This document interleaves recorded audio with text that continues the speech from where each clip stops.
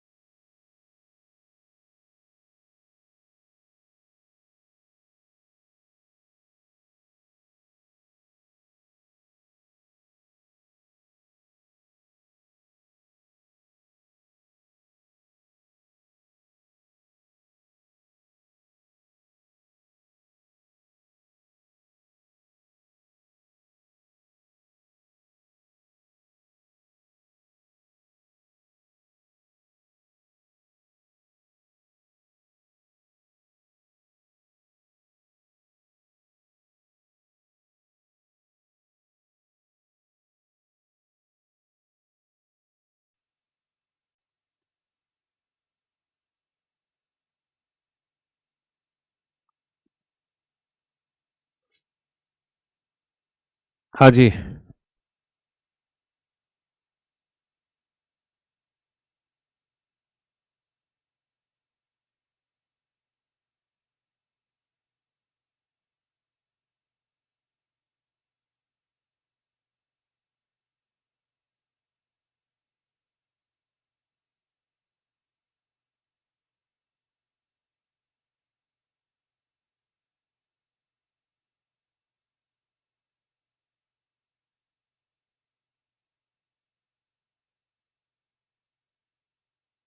हाँ जी। सर आप तो ब्लैक हो गए, ब्लैक हो गए हम। कितने दिन में finish this topic? Analytical reasoning बेटा चलेगा, कुछ दिन चलेगा। ठीक है सर, अब बिल्कुल क्लियर है। ओके। तो पहले क्या था बेटा, पहले स्टेटमेंट अजम्पशन, पहले जो टॉपिक था ना statement assumption and statement conclusion, ये दोनों टॉपिक अलग अलग थे। ठीक है, पहले ये दोनों चैप्टर अलग अलग थे, statement conclusion and statement assumption. लेकिन आजकल एग्जाम में स्टेटमेंट अजम्पशन को स्टेटमेंट कंक्लूजन की तरह ही ट्रीट किया जाता है। यानी कि जो पूर्व धारणा है ना, जो पूर्व धारणा आजकल एग्जाम में वही पूर्व धारणा सही मानी जाती है जो एज ए कंक्लूजन है, यानी कि एज ए निष्कर्ष। और वो कंक्लूजन, वो निष्कर्ष हमारा सही होगा जो डायरेक्टली स्टेटमेंट से निकलेगा, है ना। जो किससे निकलेगा? डायरेक्टली स्टेटमेंट से निकलेगा, है ना। जो इलॉजिकल नहीं होगा, वो सारे की सारी पूर्व धारणा सही होंगी, जो सारे के सारे निष्कर्ष सही होंगे जो डायरेक्टली निकलेंगे स्टेटमेंट से। डायरेक्टली कहाँ से निकलेंगे? डायरेक्टली स्टेटमेंट से निकलेंगे। इनडायरेक्ट नहीं लेने हैं, इनडायरेक्ट नहीं लेने हैं, ना ही हमें इलॉजिकल लेना है। ठीक है, सारे के सारे वो अजम्पशन सही हैं जो स्टेटमेंट के फेवर में है, स्टेटमेंट के फेवर में है उसको हमेशा फेवर करेंगे, उसके अगेंस्ट नहीं जाएंगे। पहले एग्जाम में क्या होता था, पहले एग्जाम में सिर्फ और सिर्फ वो पूर्व धारणा सही मानी जाती थी जो एक अनुमानित पूर्व धारणा होती है। लेकिन आजकल एग्जाम में अनुमानित पूर्व धारणा नहीं, आजकल बेटा पैटर्न थोड़ा सा चेंज हो गया है। पहले आंसर कुछ और देते थे हम स्टेटमेंट एजम्पशन के चैप्टर का, लेकिन अब आजकल आंसर कुछ और देते हैं। तो मैं जो आपको क्वेश्चन कराऊंगा वो लेटेस्ट, है ना, पैटर्न पर बेस्ड क्वेश्चन कराऊंगा कि आजकल जो एग्जाम में स्टेटमेंट एजम्पशन के क्वेश्चन आएंगे तो वो हमें किस तरीके से बनाने हैं। पहले स्टेटमेंट एजम्पशन किसी और मेथड से सॉल्व करते थे, लेकिन आजकल स्टेटमेंट एजम्पशन हम किसी और मेथड से सॉल्व करते हैं। समझ रहे हो? हाँ जी। अब जो स्टेटमेंट एजम्पशन सॉल्व होगा वो दूसरे मेथड से सॉल्व होगा। अब वो सारे एजम्पशन सही माने जाएंगे जो एज ए कंक्लूजन ट्रू होंगे। सर पीएनजी क्लास नहीं मिल रही है, क्यों नहीं मिल रही है बेटा? अब तो रेगुलर बेसिस पे पीएनजी अपलोड हो रही है। हाँ जी, अब तो रेगुलर बेसिस पे आप लोगों की क्लास पीएनजी अपलोड हो रही है, टाइम टू टाइम। क्लास खत्म होते ही आधे एक घंटे में पीएनजी अपलोड हो जाती है तुम्हारी।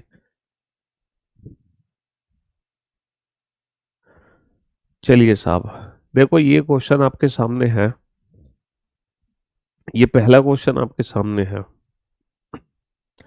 और अब तुम्हें वो पूर्वानुमान सही मानना है, तुम्हें वो पूर्वानुमान सही मानना है, तुम्हें वो पूर्वानुमान सही मानना है जो डायरेक्ट कहाँ से निकलेगा? डायरेक्ट स्टेटमेंट से निकलेगा, जो डायरेक्टली स्टेटमेंट से निकलेगा, डायरेक्टली कथन से निकलेगा। तुम्हें वो पूर्वानुमान सही मानना है जो डायरेक्ट स्टेटमेंट से निकलेगा, डायरेक्ट कथन से निकलेगा, बिल्कुल भी इनडायरेक्ट नहीं होगा, बिल्कुल भी इनडायरेक्ट नहीं होगा। ठीक है, नगर निगम ने मॉनसून के आने तक शहर में जल आपूर्ति में 50% की कमी की घोषणा की है। The municipal corporation has announce the municipal corporation has announce 50% reduction in water supply till monsoon arrive. देखो म्यूनिसिपल कॉरपोरेशन क्या कह रहा है कि जब तक मॉनसून नहीं आ जाता तब तक 50% पानी की कटौती कर दी गई है। तो पहला अजम्पशन है, हो सकता है लोग नगर निगम के एक पक्षीय निर्णय का विरोध करेंगे। अच्छा एक चीज याद रखना बेटा, स्टेटमेंट अजम्पशन वाले चैप्टर में हमें हमेशा सरकार का साथ देना है, गवर्नमेंट का। हमें हमेशा गवर्नमेंट के फेवर में रहना है,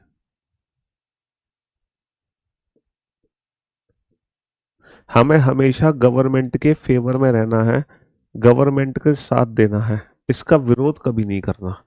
हम कभी भी अंगेस्ट नहीं जा सकते, हम कभी भी अंगेस्ट या हम कभी भी विरोध नहीं कर सकते, विरोधाभास कथन हम नहीं दे सकते, हम विरोधाभास कथन नहीं दे सकते हैं। हम किसी भी कथन का विरोध नहीं करेंगे, हम किसी भी कथन के अगेंस्ट नहीं जाएंगे, किसी भी कथन का विरोध नहीं करेंगे। विरोधाभास जैसी, है ना, हाँ, विरोधाभास जैसी स्थिति हमें उत्पन्न नहीं करनी है। हमें हमेशा गवर्नमेंट के फेवर में रहना है। सुप्रीम कोर्ट ने कोई भी ऑर्डर दिया, हमें हमेशा उसका साथ देना है, चाहे वो पर्सनल लेवल पे हमारे लिए कितना भी गलत क्यों ना हो। हमें एज ए पर्सनल नहीं, एज ए होल सोसाइटी देखना है। क्या देखना है? एज ए होल सोसाइटी देखना है। हाँ जी।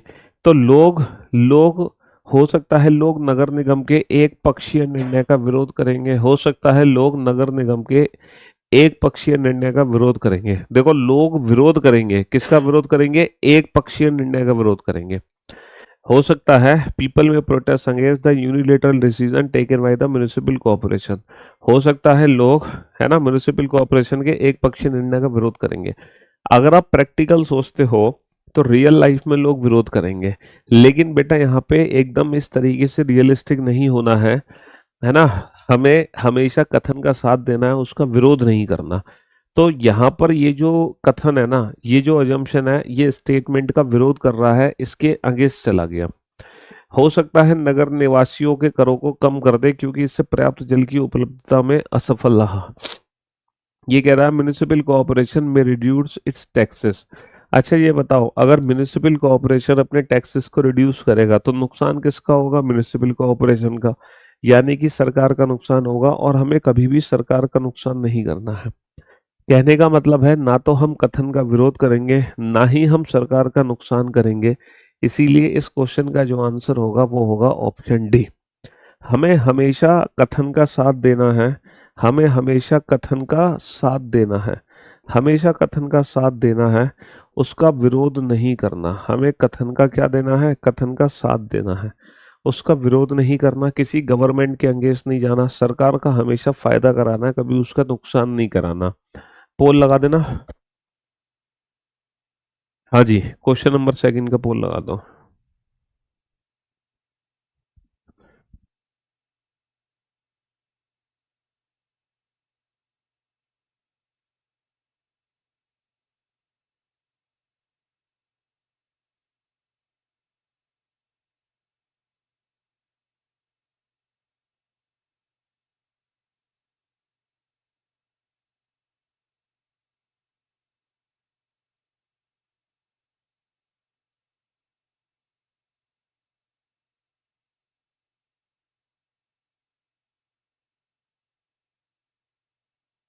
हाँ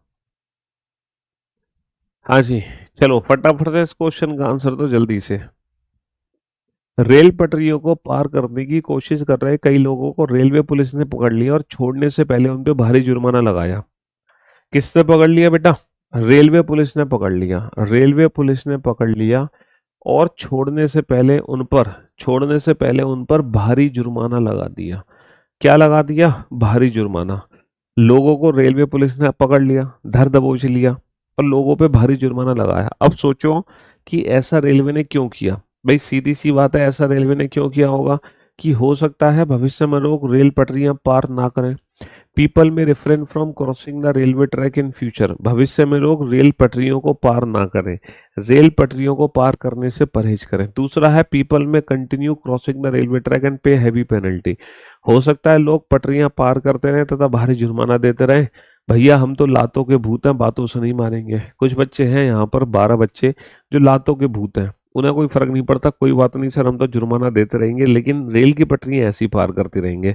तो बेटा ये कथन, ये जो अजम्पशन है, ये क्या कर रहा है? स्टेटमेंट का विरोध कर रहा है। ये विरोधाभास स्थिति उत्पन्न कर रहा है। इसीलिए इस क्वेश्चन का आंसर होगा ऑप्शन ए। क्या होगा? इसीलिए इस क्वेश्चन का आंसर होगा ऑप्शन ए, क्योंकि ये स्टेटमेंट के अगेंस्ट जा रहा। जो स्टेटमेंट के फेवर में है वो सिर्फ और सिर्फ पहला है। लगा देना फिर से पोल। कर्मचारी संघ ने अपने सदस्यों को वार्षिक कार्यक्रम से दूर रहने के लिए कहा क्योंकि प्रबंधक ने उनकी कई मांगे नहीं मानी थी। The employee association urge its member to stay away from the annual function as many of their demands were not met by the management. Assumption: majority of the member of association may not attend the function. The management may cancel the function. हाँ जी, बताओ इस question का answer क्या आएगा? और किसी भी बच्चे का आंसर गलत नहीं होना चाहिए, है ना? हाँ जी। एक बच्चा क्या कह रहा है इसकी, देखना 14 जनवरी वाली क्लास का क्या कह रहा है ये। 14 जनवरी को बेटा क्लास ही नहीं हुई थी। 14 जनवरी को तो मैंने छुट्टी कर दी थी मकर संक्रांत की। 14 जनवरी को तो क्लास हुई नहीं थी मेरी कोई भी। 14 जनवरी को क्लास ही नहीं हुई थी बच्चा तुम्हारी। मैंने क्लास ही नहीं ली थी 14 जनवरी को। जल्दी से इस क्वेश्चन का आंसर दो फटाफट से। कर्मचारी संघ ने अपने सदस्यों को वार्षिक कार्यक्रम से दूर रहने के लिए कहा क्योंकि प्रबंधक ने कई मांगे पूरी नहीं की। The employee association urge his member to stay away from the annual function as many of their demands were not met by the management। Management ने काफ़ी सारी डिमांड्स उनकी पूरी नहीं करी। मैनेजमेंट ने काफ़ी सारी डिमांड पूरी नहीं करी, इसलिए एम्प्लॉय एसोसिएशन ने अपने मेंबर को अर्ज किया है कि फंक्शन से, है ना, stay away from the annual function. तो पहला अजम्पशन है majority of the member of association may not attend the function. हो सकता है संघ के अधिकांश सदस्य कार्यक्रम में भाग न लें। सीधी सी बात है भाई, हो सकता है मेजोरिटी लोग भाग ना रहे। दूसरा, द मैनेजमेंट में कैंसिल द एनुअल फंक्शन। अच्छा एक चीज बताओ, आप लोगों ने शादी करी, आपने शादी के इनविटेशन बांटे, लेकिन हुआ क्या, जिस दिन तुम्हारी शादी थी उस दिन बहुत आंधी तूफान आ गया। तो अब बता तुम क्या करोगे, क्या शादी कैंसिल कर दोगे? सर आंधी तूफान आ जाए, बाराती ना पहुंचे, पंडित भी ना पहुंचे, कोई दिक्कत नहीं, मैं तो शादी करके मानूंगा। तो यहाँ पर जो बात हो रही है वो एनुअल फंक्शन को अटेंड करने और ना करने की हो रही है, ना कि ये बात हो रही है कि वो एनुअल फंक्शन ही कैंसिल हो जाएगा। बात तो सिर्फ ये हो रही है कि हम एनुअल फंक्शन को अटेंड नहीं करेंगे। और देख कर ये अच्छा लग रहा है कि अब मेजोरिटी स्टूडेंट के आंसर सही आ रहे हैं। देख के अच्छा लग रहा है कि मेजोरिटी स्टूडेंट के आंसर अब सही आ रहे हैं, बहुत बढ़िया। चलो, आज मैं लैपटॉप में देख रहा हूँ प्लीज सर, इसलिए लाइव देख रहा हूँ। क्या कहना चाह रहे हो, लगा देना पोल।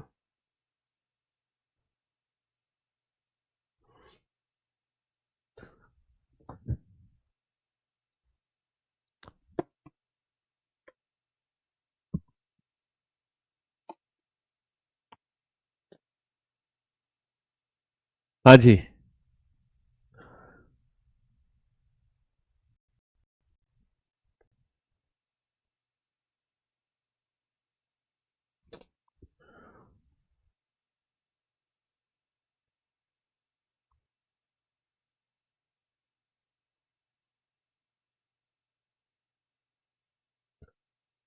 इसका आंसर है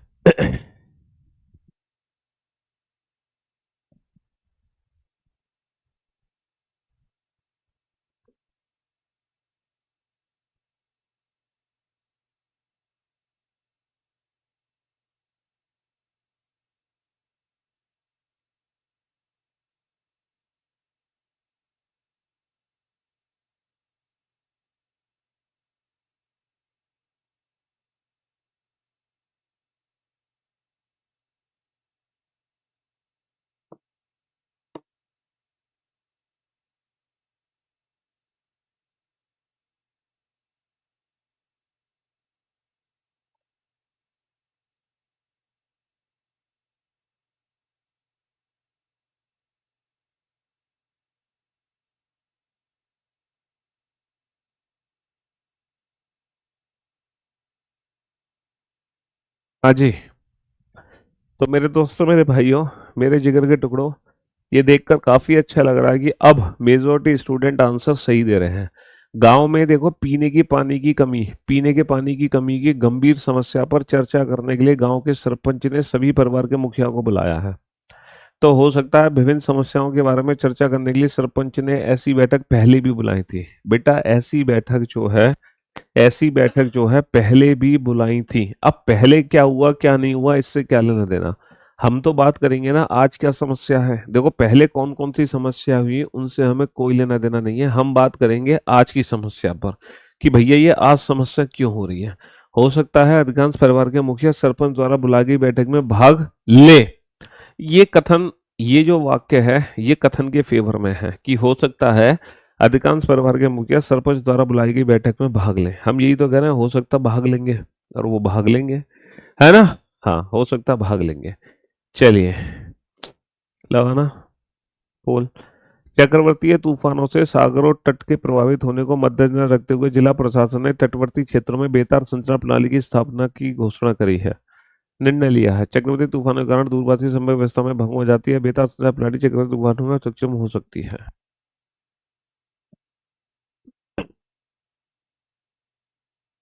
बनाओ फटाफट से इस क्वेश्चन को,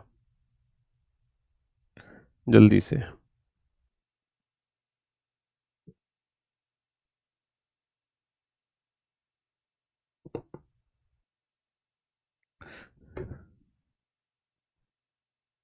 हम्म, जल्दी से बनाओ फटाफट से।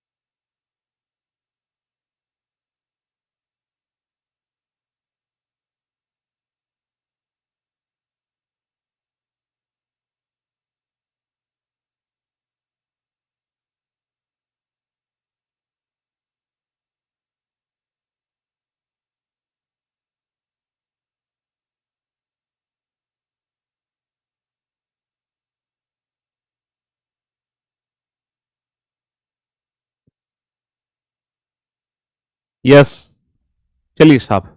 तो मेरे दोस्तों, मेरे भाइयों, मेरे जिगर के टुकड़ों, इस बार तुम बेटा गलती कर रहे हो। इस बार गलती कर रहे हो, क्वेश्चन को ध्यान से नहीं पढ़ रहे हो। हैं, क्वेश्चन नंबर 5 का पोल तुम सही नहीं दे रहे हो बेटा, क्वेश्चन को ध्यान से नहीं पढ़ रहे हो। देखो, the district authority has decided to set up wireless communication along the coastal in the view of the cyclonic storm hitting the coast। ये पता है क्या कह रहे हैं कि जो कोस्टल एरियाज है ना, वहां पे ना वायरलेस कम्युनिकेशन स्टैब्लिश करना चाहते हैं। क्यों? क्योंकि जो वायर्ड कम्युनिकेशन होते हैं वहां पे ना साइक्लोन स्टॉर्म आते रहते हैं, आंधी तूफान, जिसकी वजह से जो वायर्ड है ना वो टूट जाते हैं। भैया वायर टूट जाएंगे तो भैया सब तामझाम बिखर जाएगा। इसीलिए वो वायर्ड की जगह वायरलेस कम्युनिकेशन पर आ गए हैं, ताकि जो सुचारू रूप से जो संचार प्रणाली है वो अपनी चलती रहे। तो पहला अनुमान है the telephone communication may be paralyse due to cyclonic storm. वो कह रहे हैं चक्रवर्तीय तूफानों के कारण दूरभाषीय संपर्क व्यवस्था भंग हो सकती है।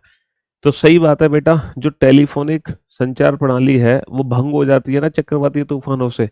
इसी के लिए ही तो हम वायरलेस कम्युनिकेशन स्टैब्लिश कर रहे हैं, for this reason only. The wireless communication system में be able to withstand the impact of the cyclonic storm. सही बात है, जो वायरलेस कम्युनिकेशन है वो उसके इम्पैक्ट को झेल सकता है। इसीलिए तो वायरलेस कम्युनिकेशन स्टैब्लिश हो रहा है। इसीलिए इस क्वेश्चन का आंसर होगा ऑप्शन सी। Option C. कुछ बच्चे ए दे रहे हैं और ज्यादातर बच्चे बी दे रहे हैं, लेकिन इस बार तो आपने फंसा दिया है। इस बार तो आप लोगों ने आंसर गलत दे दिया, बिल्कुल गलत दे दिया। चलिए साहब, इस क्वेश्चन का आंसर दो फटाफट से, जल्दी से।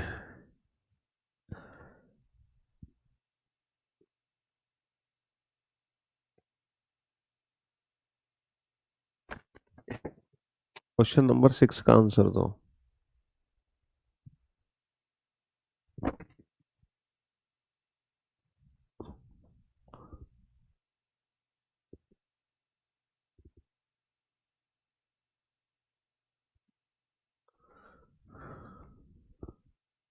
और थोड़ा बेटा पेशेंस के साथ क्वेश्चन को पढ़ा करो, इतनी हड़बड़ाहट मत किया करो क्वेश्चन को पढ़ने में।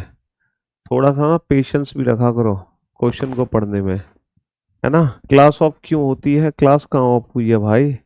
कौन सी क्लास ऑफ हो गई तुम्हारी? है सर जी, प्लीज बताओ ना, क्या बताऊं तुम्हें? सर जी बता दीजिए, क्या बता दे भाई? एक बच्चा है बस, प्लीज प्लीज मेरी बात सुन लीजिए ना। क्या कहना चाहते हो भाई?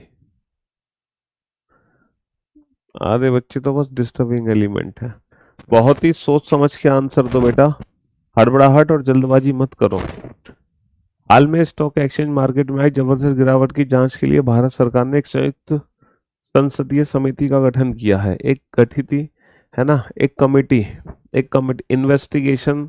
The government of India has appointed a joint parliamentary committee to investigate the recent market crash. The member of the committee may possess expertise to carry out the investigation, सही बात है बेटा। अगर उस कमेटी के जो मेंबर्स हैं वो एक्सपर्ट नहीं होंगे तो भैया कमेटी बनाने की नीड ही क्या पड़ी हमें। दूसरा, the people responsible for the crash में डिस्ट्रॉय ऑल देयर डॉक्यूमेंट्स, अगर बेटा वो डिस्ट्रॉय कर देते हैं ऑल देयर डॉक्यूमेंट्स, यानी कि ये जो अजम्पशन है ये स्टेटमेंट के विरोध में चला गया, और हम कथन का विरोध कभी कर नहीं सकते, हमें हमेशा उसके फेवर में ही रहना है, हमें हमेशा स्टेटमेंट के फेवर में ही रहना है। मेजोरिटी का आंसर सही था, अच्छा लगा ये देखकर, मेजोरिटी का आंसर एकदम सही था, बहुत अच्छा लगा ये देखकर कि मेजोरिटी ने एकदम परफेक्ट आंसर दिया है, सही आंसर दिया है। चलिए साहब क्वेश्चन नंबर 7 पर आइए।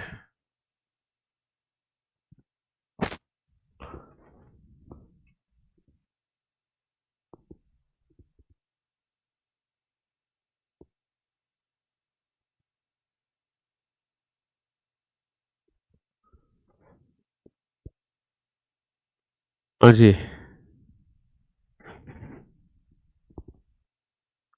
सोच समझ के आंसर देना बेटा, हड़बड़ाहट मत करना। यूपीएसआई की मानसिक और अभिरुचि तो ही करा रहे हैं, और क्या है बेटा, ये यूपीएसआई की तो मानसिक अभिरुचि और वो है जो एनालिटिकल रीजनिंग है, ये मानसिक अभिरुचि ही तो बोलते हैं इसको, एनालिटिकल रीजनिंग को और क्या बोलते हैं। ये जो एनालिटिकल रीजनिंग है इसको मानसिक अभिरुचि ही तो बोलते हैं, और क्या बोलते हैं। बहुत ही सोच समझ के आंसर देना बेटा, जल्दबाजी में गलत आंसर नहीं। एफआईआर हो गया है तो नौकरी नहीं मिलेगी भाई साहब, एफआईआर क्यों करा रहे हो तुम अपने ऊपर, हैं? क्यों एफआईआर करा रहे हो?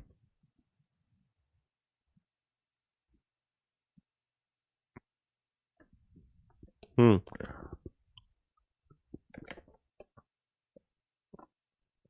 चलिए साहब, तो मेरे दोस्तों, मेरे भाइयों, मेरे जिगर के टुकड़ों, पहला जो स्टेटमेंट है, why don't you go to the court if the employer doesn't pay you the provident fund contribution, ये कह रहा है कि अगर एम्प्लॉयर जो है आपको पीएफ नहीं दे रहा है ना, अगर कंपनी आपको पीएफ नहीं दे रही है तो आप कोर्ट क्यों नहीं चले जाते, क्योंकि ये तो आपका हक है, ये तो आपका कानूनन हक है। Why don't you go to the court, why don't you go to the court, ये कह रहे हैं अगर एम्प्लॉयर आपको पीएफ नहीं दे रहा है तो आप कोर्ट क्यों नहीं जा रहे हो भाई। तो पहला अनुमान है, पहला जम्पशन है, court can intervene in matter of dispute between the employer and employees, नियोक्ता और कर्मचारी में यदि विवाद हो तब न्यायालय हस्तक्षेप करते हैं, ये बात बिल्कुल फैक्चुअल डेटा है कि न्यायालय हस्तक्षेप करते ही हैं, ये एकदम फैक्चुअल डेटा है। दूसरा है, नियोक्ता के लिए कर्मचारियों को भविष्य निधि का अंशदान का भुगतान करना अनिवार्य है। देखो अगर अनिवार्य नहीं होता नियोक्ता के लिए तो हम क्यों कहते हैं why don't you go to the court, हम कह रहे हैं why don't you go to the court, है ना, क्यों कह रहे हैं, दिस इज बिकॉज कि पीएफ एक कंपलसरी टर्म है जो एम्प्लॉयज को देनी ही होगी एम्प्लॉयर के द्वारा, इसीलिए तो हम कह रहे हैं why don't you go to the court. और क्या रीजन है इसके पीछे, ये बताओ, यही तो रीजन है इसके पीछे। चलिए साहब बनाइए इस क्वेश्चन को, क्वेश्चन नंबर 8 को सॉल्व करो जल्दी से फटाफट से।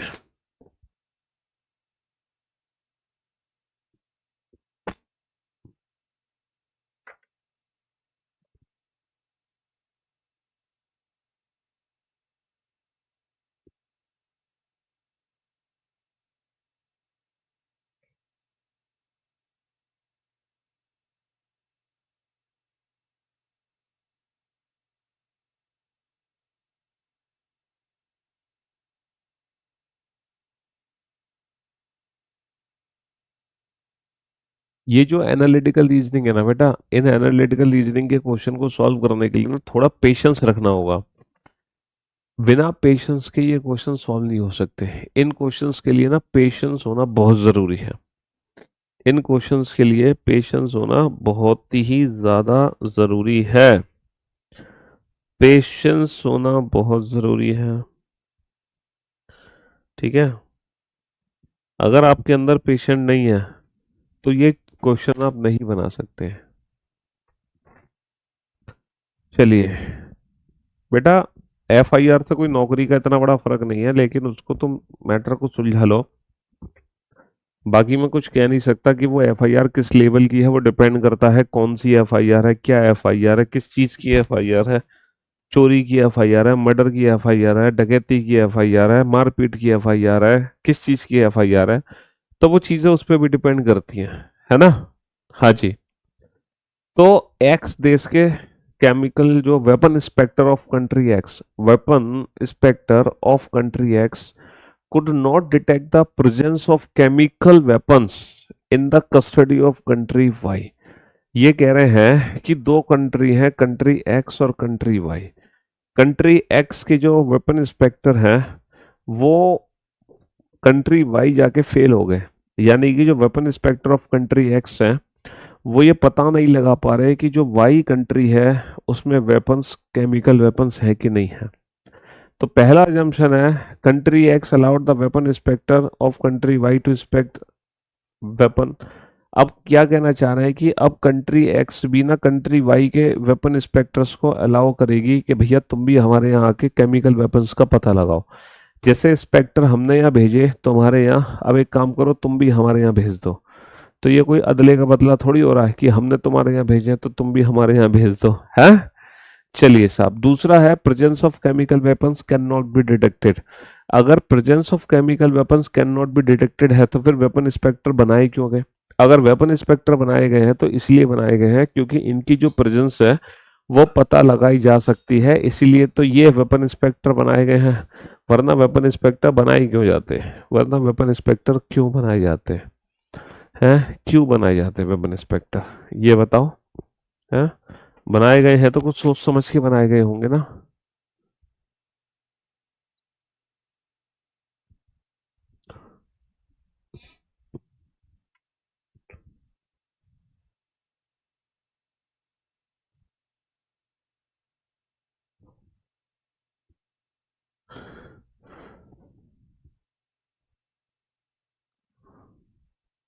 और पेशेंस के साथ आंसर दो, हड़बड़ाहट जल्दबाजी करोगे तो फंस जाओगे। पेशेंटली आंसर दोगे तो कोई दिक्कत नहीं आएगी तुम्हें। पेशेंटली आंसर दो, कोई दिक्कत नहीं आएगी।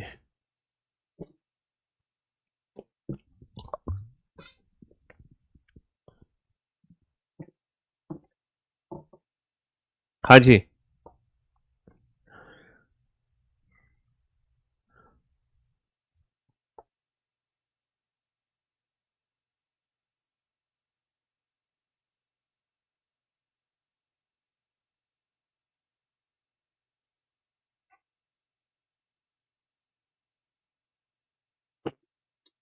चलिए साहब, तो मेरे दोस्तों, मेरे भाइयों, मेरे जिगर के टुकड़ों, बालक को 5 या उसके लगभग अवस्था पर विद्यालय में प्रवेश करना वांछनीय है। उस आयु अवस्था पर विकास के उच्च स्तर पर पहुंच जाता है और सीखने के लिए तत्पर होता है। बिल्कुल सही जवाब। विद्यालय 6 वर्ष की आयु के पश्चात, विद्यालय 6 वर्ष की आयु के पश्चात बच्चों का दाखिला नहीं करते, ऐसा कोई रूल नहीं है। ये कोई रूल ही नहीं है कि विद्यालय 6 वर्ष के पश्चात बच्चों का एडमिशन नहीं करते। बनाओ इस क्वेश्चन को। ये देखो CGL मेंस का क्वेश्चन है। ये जो क्वेश्चन है ये CGL मेंस का क्वेश्चन है। हाँ जी। कई विद्यार्थियों को मोबाइल गेम खेलने की लत आदत पड़ गई है और इसी कारण वे खराब शैक्षणिक प्रदर्शन करते हैं। तो many students are not paying attention to study because of the mobile games. It is because of mobile games that student fail in the examination. Mobile games के कारण ही विद्यार्थी परीक्षा में उत्तीर्ण होते हैं। हाँ जी। बनाओ बनाओ बनाओ, जल्दी से बनाओ इस क्वेश्चन को, फटाफट से सोच समझ के बनाना।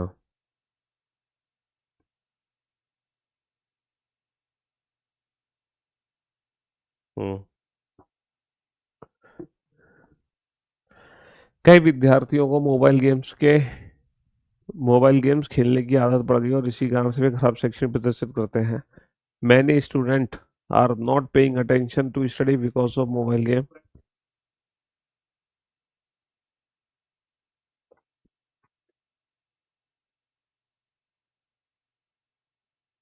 चलिए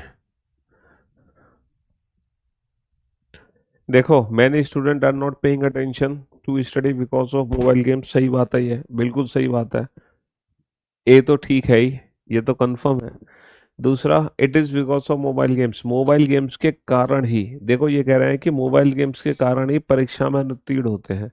क्या मोबाइल गेम्स के कारण ही परीक्षा में उत्तीर्ण होते हैं और कोई रीजन नहीं है? इन्होंने बोला मोबाइल गेम्स के कारण ही उत्तीर्ण होते हैं, कि सिर्फ मोबाइल गेम्स के कारण ही होते हैं क्या? ये तो गलत बात है। चलिए, ये भी सीजीएल मेंस का क्वेश्चन है, लगाना पोल। ये भी सीजीएल मेंस का क्वेश्चन है। बनाओ, कृषि उत्पादक में कीटनाशकों का अत्यधिक उपयोग करने से वे मिट्टी और जल को दूषित करते हैं, फसलों में उनका अंश रह जाता है और आखिरकार वे खाद्य श्रृंखला में प्रवेश करते हैं, जिससे मानवों के लिए खतरा पैदा होता है। कृषि उत्पादन में कीटनाशकों का अत्यधिक उपयोग किया जाना लोगों के लिए अच्छा नहीं है। कृषि उत्पादन में कीटनाशकों का अत्यधिक उपयोग करने से जल पर बुरा प्रभाव पड़ता है। हाँ जी। और देखो, पेशेंसली आंसर देना, और मोस्ट ऑफ द स्टूडेंट का आंसर एकदम सही आना चाहिए।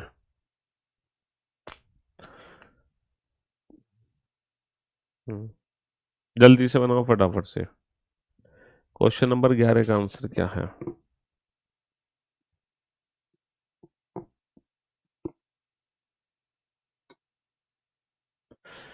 मेरे दोस्तों, मेरे भाइयों, मेरे जिगर के टुकड़ों, कृषि उत्पादन में कीटनाशकों का अत्यधिक उपयोग करने से मिट्टी और जल के दूषित करते हैं। सही बात है बेटा। अगर तुम पेस्टिसाइड यूज करोगे तो तुम्हारा जल और मिट्टी दोनों दूषित होता है ना? और फसलों में उनका अंश रह जाता है, आखिरकार वे खाद्य श्रृंखला में प्रवेश करते हैं, जिससे मानवों के लिए खतरा पैदा होता है। मानवों के लिए खतरा पैदा होता है, इसका मतलब ये है excessive use of pesticide in agriculture production is not good for the health. भाई सीधी सी बात है, अगर मानवों के लिए खतरा है तो it's not good for the health. दूसरा है, excessive use of pesticide in agriculture production can have a bad effect on water. Bad effect on water, देखो यहाँ पे साफ साफ लिखा हुआ है कि खाद्य श्रृंखला में प्रवेश करते हैं। देखो ये रहा, अत्यधिक उपयोग करने से वह मिट्टी और जल को दूषित करते हैं, जल को दूषित करते हैं। बैड इफेक्ट ऑफ वाटर, ये बात भी बिल्कुल सही है कि वो जल को दूषित कर रहे हैं। ये बात भी बिल्कुल ठीक है कि वो जल को दूषित कर रहे हैं। साफ साफ लिखा हुआ है स्टेटमेंट में मेरे भाई, साफ साफ लिखा हुआ है जल को दूषित करते हैं, तो आप पढ़ क्यों नहीं रहे हो बैड इफेक्ट ऑन वाटर? तो बैड इफेक्ट ऑन वाटर तो होना ही है, क्योंकि जल को दूषित कर रहे हैं। ये भी सीजीएल मेंस का क्वेश्चन है, ये भी सीजीएल मेंस का क्वेश्चन है ना? ये भी सीजीएल मेंस का क्वेश्चन है।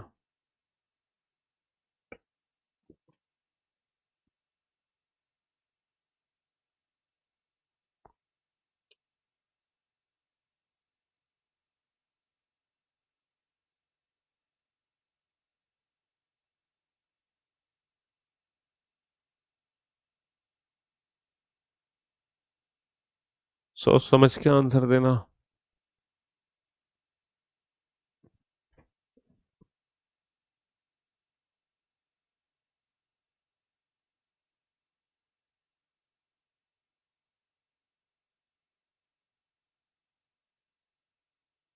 हाँ जी।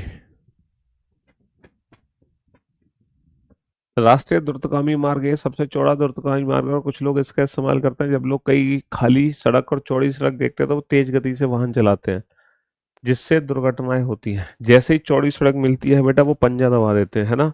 तो सभी दुर्घटनाएं अत्यधिक गति के कारण होती है, ये कह रहे हैं। All accidents are caused by excessive speed. क्या सभी की सभी दुर्घटनाएं बेटा अत्यधिक गति के कारण हो रही हैं? सर, सारी दुर्घटनाएं अत्यधिक गति के कारण नहीं हो रही, ऐसा कहना गलत है। हाँ, तेज गति से दुर्घटना का खतरा बढ़ जाता है, ये बात बिल्कुल सच है कि तेज गति से दुर्घटना का खतरा बढ़ जाता है ना? तेज गति से दुर्घटना का खतरा बढ़ जाता है, ये बात बिल्कुल सच है कि तेज गति से दुर्घटना का खतरा बढ़ जाता है। लगाना पोल। हाँ जी। क्वेश्चन नंबर 13, टीम एक्स और ये भी बेटा सीजीएल का ही क्वेश्चन है आपका, ये भी सीजीएल का ही क्वेश्चन आया हुआ है एग्जाम का। हम्म।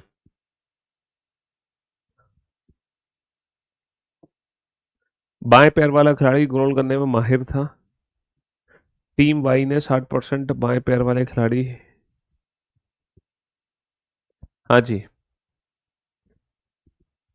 बनाओ इस क्वेश्चन को आंसर, सोच समझ के देना, इस क्वेश्चन का आंसर क्या दोगे? हाँ। हाँ जी, सोच समझ के देना, इस क्वेश्चन का आंसर क्या दोगे? टीम एक्स और टीम वाई के बीच एक फुटबॉल मैच में टीम वाई द्वारा किए गए गोलों की संख्या कुल संख्या 5 थी, जिसमें से 3 गोल बाएं पैर वाले खिलाड़ी द्वारा किए गए थे। तो टीम में 60% बाएं पैर के खिलाड़ी हैं, ये बात तो बिल्कुल गलत है। 60% बाएं पैर के खिलाड़ी हैं, ये बात बिल्कुल गलत है। अब बहुत सारे बच्चे कह रहे हैं बाएं पैर वाला खिलाड़ी गोल करने में माहिर था।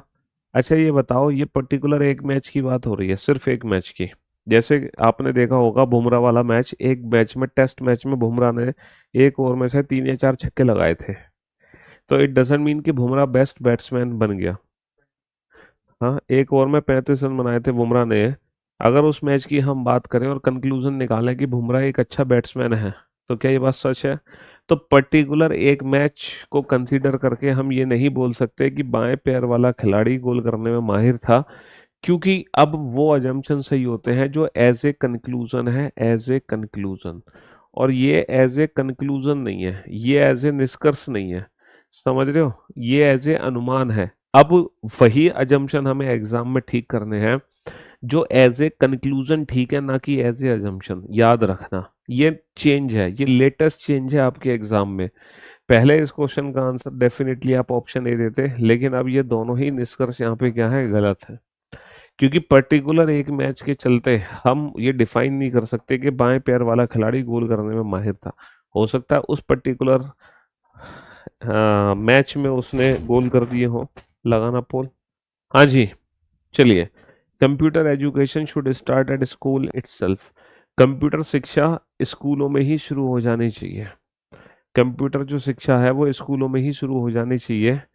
ठीक है। और पहला जंक्शन है, computer education fetches job easily, learning computer is easy. Computer सीखना आसान है, कंप्यूटर शिक्षा से आसानी से नौकरी मिल जाती है।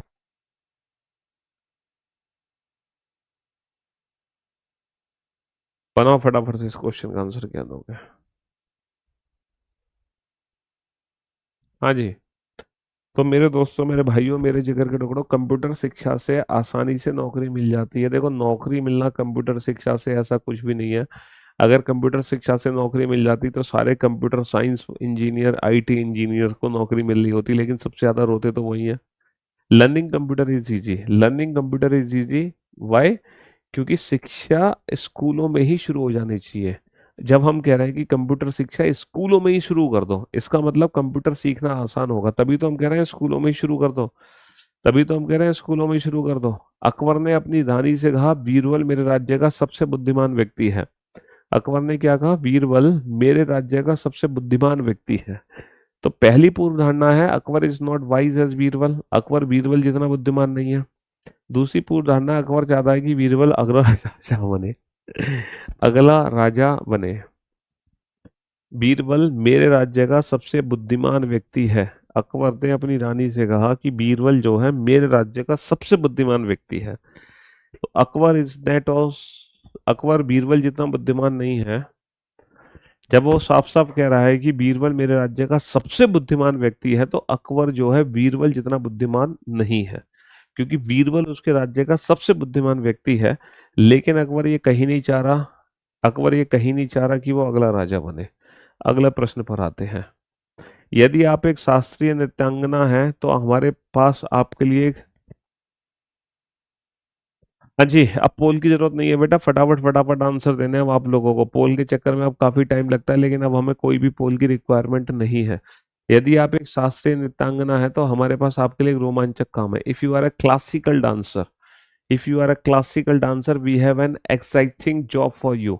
We need a classical dancer. Obvious सी बात है, जब हम कह रहे हैं कि हमें हमारे हमारे पास तुम्हारे लिए जॉब है, तो we need a classical dancer. You are a classical dancer, आप एक क्लासिकल डांसर है, ये कंफर्मेशन थोड़ी हो रही है कि आप एक क्लासिकल डांसर हैं। इस वर्ष बजट अनुभाग में यात्रा बीमा के लिए कोई निधि आवंटन नहीं हुआ। This year in the budget section there was no fund allotment for the travel insurance. भैया, ट्रेवल इंश्योरेंस के लिए कोई फंड नहीं मिला इस बार बजट में। Travel insurance require funds, obvious सी बात है बेटा, ट्रेवल इंश्योरेंस को फंड्स की रिक्वायरमेंट होती, तभी तो वो कह रहे हैं कि इस बार बजट नहीं मिला। There are many other area that need more financial attention. ऐसे कई अन्य क्षेत्र हैं जिन पर वित्तीय ध्यान देने की। देखो, ऐसे कई अन्य क्षेत्र हैं, कई अन्य क्षेत्र से हमें क्या लेना देना। हम तो बात कर रहे हैं ट्रेवल इंश्योरेंस की, कि ट्रेवल इंश्योरेंस में भैया फंड नहीं मिला, तो ऐसे कई अन्य हैं। इससे क्या मतलब है? 200 करोड़ रुपए की लागत से एक फ्लाईओवर का निर्माण किया गया, फिर भी लोग फ्लाईओवर का अधिक उपयोग नहीं कर रहे। ओ भाई साहब, 200 करोड़ का फ्लाईओवर बनाया तुम्हारे लिए, फिर भी तुम फ्लाईओवर यूज नहीं कर रहे, फिर भी फ्लाईओवर यूज नहीं कर रहे। तो construction of the flyover is useless, अगर तुम फ्लाईओवर यूज नहीं करते तो क्या कंस्ट्रक्शन फ्लाईओवर का यूजलेस हो जाएगा? अगर तुम किसी सड़क से नहीं जाते तो क्या वो सड़क बनानी बेकार हो गई? The time money and energy spend on the construction of the flyover was wasted, ये कह रहे हैं कि फ्लाईओवर के निर्माण पर खर्च किया गया समय, पैसा और ऊर्जा बर्बाद हो गई। अरे यार तुम यूज नहीं कर रहे हो तो इसका मतलब ये थोड़ी कि फ्लाईओवर पे जितना भी काम हुआ वो सब बर्बाद हो गया। टुडे इज संडे, आज रविवार है, टुमारो इज मंडे, अगर आज रविवार है तो डेफिनेटली टुमारो इज मंडे, कल सोमवार होगा। टुडे इज हॉलीडे, आज हॉलीडे है, टुडे इज हॉलीडे, आज छुट्टी है। ये कंफर्मेशन कैसे कह सकते हो कि आज छुट्टी है? कहीं कहीं पे संडे की छुट्टी नहीं होती ना भाई। टुडे इज संडे, संडे का मतलब ये थोड़ी लिखा है कि हॉलीडे है, संडे का मतलब हॉलीडे है, ये कंफर्मेशन थोड़ी है। बट हाँ, tomorrow is definitely Monday, tomorrow is definitely, tomorrow will be Monday.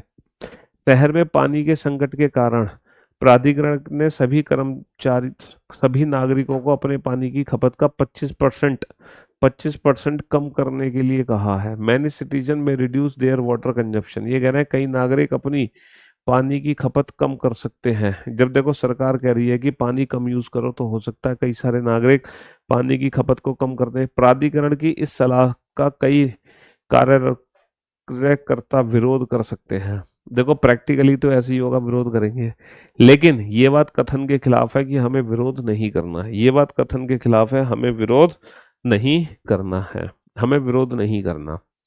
Shyam Gita से कहता है श्रीलंका पहुंचने का मार्ग वायु और जल से होकर है। श्याम क्या कहता है गीता से कि अगर आपको श्रीलंका जाना है तो तुम बेटा बाई एयर और बाई वाटर जा सकते हो, बाई रोड नहीं जा सकते। तो Gita likes to travel Sri Lanka, Gita को श्रीलंका ट्रेवल करना पसंद है बेटा, ये बात कंफर्मेशन कौन दिया? पसंद है। Shyam is fond of advising people, Shyam को लोगों को सलाह देने का शौक है। अगर श्याम गीता से कह रहा है कि हो सकता है गीता ने उससे पूछा हो, ये थोड़ी कि वो मुफ्त की सलाह बांटता फिर रहा है श्याम, हो सकता है गीता ने पूछा हो। सभी लड़कियों को उपन्यास पढ़ना बहुत पसंद होता है। All girls love reading novels, novels are the only reading, only, only word तो बेटा यूज ही नहीं हो सकता, कहीं भी ओनली वर्ड हम यूज नहीं कर सकते, केवल नोवेल ही रीडिंग मटेरियल है। No girl loves to read other material, ये कह रहे हैं all girls love reading novels, इसका मतलब ये थोड़ी कि कुछ भी और पसंद नहीं करेंगी। हो सकता है सभी लड़कियां नॉवेल्स पसंद करती हैं, उसके साथ साथ मूवी देखना भी पसंद करती हो, है उसके साथ साथ मूवी देखना भी पसंद करती हो। तो no girl love to reach other material, ऐसा तो कहीं कुछ लिखा नहीं है। सर्वोच्च न्यायालय ने निर्णय लिया है कि सभी बलात्कारियों को मृत्यु तक फांसी दी जाएगी। The supreme court has decided that all rapist will be hanged till death, सभी को मृत्यु तक फांसी दी जाएगी। पहला जमशन है वुमेन विल गेट प्रोटेक्शन, महिलाओं को सुरक्षा मिलेगी। अगर सभी बलात्कारियों को मृत्यु तक फांसी दी जाएगी तो ऑब्वियस सी बात है कि महिलाओं को सुरक्षा मिलेगी। The number of rape cases can be reduce, सही बात है, नंबर ऑफ रेप केसेस भी क्या होंगे? नंबर ऑफ रेप केसेस भी रिड्यूस होंगे। सभी संगठित व्यक्ति विश्राम का समय पाते हैं। सुनीता अपने बहुत व्यस्त कार्यक्रम के बावजूद भी विश्राम के लिए समय निकालती है। तो सुनीता एक ऑर्गेनाइज पर्सन है। All the organise person find time for rest, ठीक है। Sunita is an organise person since Sunita in spite of very busy schedule finds the time for rest, Sunita अपने लिए रेस्ट का टाइम निकाल लेती है, इसका मतलब Sunita is an organise person. Sunita is an industrious person, Sunita एक बहुत मेहनती इंसान है क्योंकि Sunita have Sunita has very busy schedule, इसीलिए Sunita is an industrious person, ये बात भी बिल्कुल सही है, Sunita is an industrious person. चलिए अगला क्वेश्चन बनाओ फटाफट से, जल्दी से।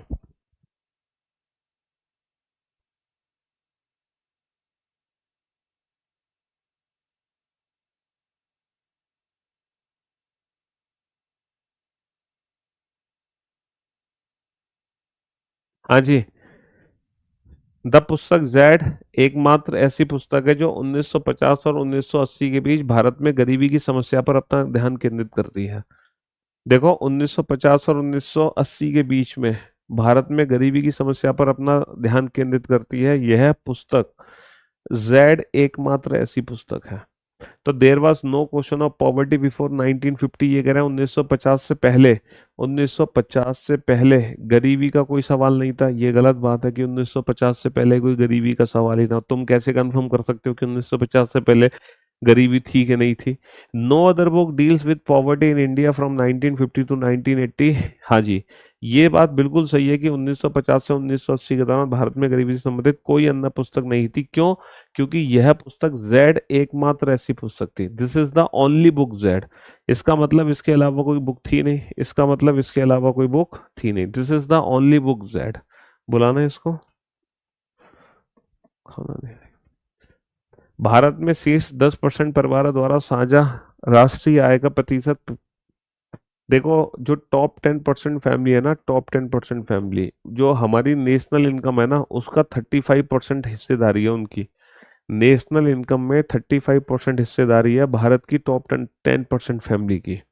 तो when an economy grow fast, देखो इकोनॉमी ग्रो फास्ट और इकोनॉमी ग्रो स्लो, इससे रिलेटेड कुछ भी डेटा दिया हुआ इकोनॉमी से related, the national income is unevenly distributed. देखो नेशनल इनकम जो है अनइवनली डिस्ट्रीब्यूटेड इन इंडिया, ये बात बिल्कुल सच है। क्यों?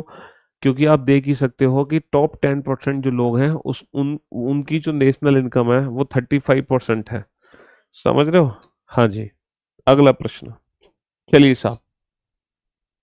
एनालिटिकल रीजनिंग में नोट्स वोट्स की कोई रिक्वायरमेंट नहीं है, बस शॉर्ट नोट्स बनाना है टॉपिक वाइज।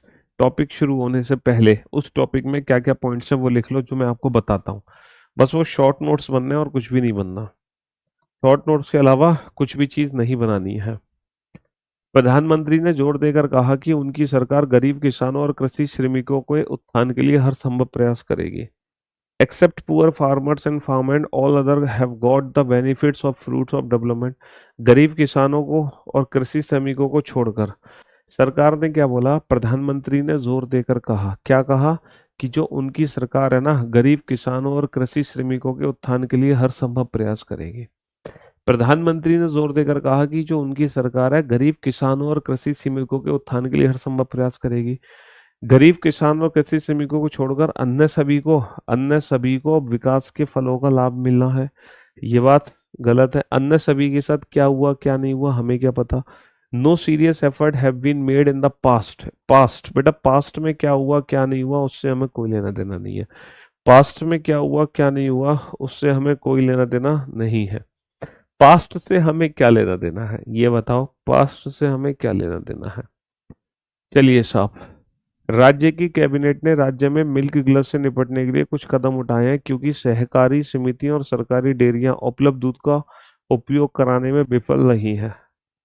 ओके, ये क्या कह रहे हैं? The cabinet of state act took certain step to tackle the milk glut. भैया, दूध की बाढ़ आ गई है, दूध की बाढ़ आ गई है, दूध की बाढ़। अब उस दूध की बाढ़ से निपटने के लिए सरकार ने कुछ कदम उठाए। क्यों उठाए? क्योंकि जो सहकारी डेयरीज हैं, है ना, जो कोऑपरेटिव समितियां और सरकारी डेयरी है ना, गवर्नमेंट डेयरी एंड कोऑपरेटिव, जो कोऑपरेटिव और गवर्नमेंट डेयरी है ना, वो उपलब्ध दूध का उपयोग करने में विफल नहीं है। तो राज्य एक्स में दूध का उत्पादन उसकी आवश्यकता से अधिक है। देखो, मिल्क ग्लच है, दूध की बाढ़ तभी आ सकती है जब जब उत्पादन उसकी आवश्यकता से अधिक हो। बाढ़ कब आएगी? जब उत्पादन आवश्यकता से अधिक है। The government and cooperative dairy industry are not well equipped in terms of resources and technology to handle such excess milk। ये बात बिल्कुल सच है कि ये हैंडल करने के लिए, है ना, वो वेल इक्विप्ड नहीं है। Not equipped in terms of resources and technology के मामले में वो वेल इक्विप्ड नहीं है। कौन नहीं है वेल इक्विप्ड रिसोर्सेस और टेक्नोलॉजी के मामले में? Government and cooperative dairies. ये बात ऊपर लिखी हुई है कि सहकारी समितियां और सरकारी डेयरियां उपलब्ध दूध का प्रयोग कराने में विफल नहीं। इसका मतलब वो वेल इक्विप्ड नहीं है। इसका मतलब वो वेल इक्विप्ड नहीं है ना, वो वेल इक्विप्ड नहीं है। चलिए साहब, अगला प्रश्न। प्रबंधक ने अपने सहयोगियों की उपस्थिति में सचिन को अपमानित किया। The manager humiliated Sachin in the presence of his colleagues. भैया, in the presence of his colleagues, अपनी कलीग्स की प्रेजेंस में मैनेजर ने सचिन को खूब अपमानित किया, खूब धोआ। पहला, the manager didn't like Sachin. क्या मैनेजर सचिन को पसंद नहीं करता था, इसलिए इसलिए इसलिए मैनेजर ने ह्यूमिलेट किया है सचिन को? क्या सचिन को इसलिए ह्यूमिलेट किया गया क्योंकि मैनेजर उसको पसंद नहीं करता था? सचिन वाज नॉट पॉपुलर, या फिर इसीलिए ह्यूमिलेट किया गया क्योंकि सचिन वाज नॉट पॉपुलर? भैया, इससे क्या लेना देना? सचिन पॉपुलर है कि नहीं है, सचिन मैनेजर पसंद करता है नहीं करता, इससे क्या मतलब है? ये तो इसलिए ह्यूमिलेट किया गया है ताकि सचिन ने गलती करी है उसको सुधारा जाए।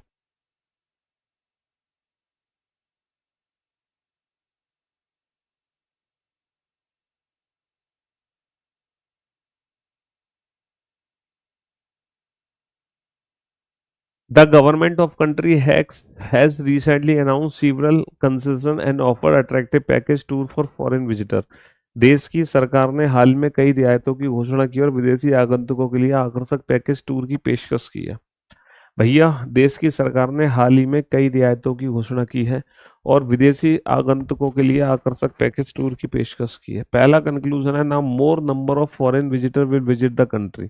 Now more number of foreign visitors will visit the country. सही बात है बेटा, अगर तुम्हें आकर्षक पैकेज दिया जाएगा तो अब more number of foreign visitors आएंगे।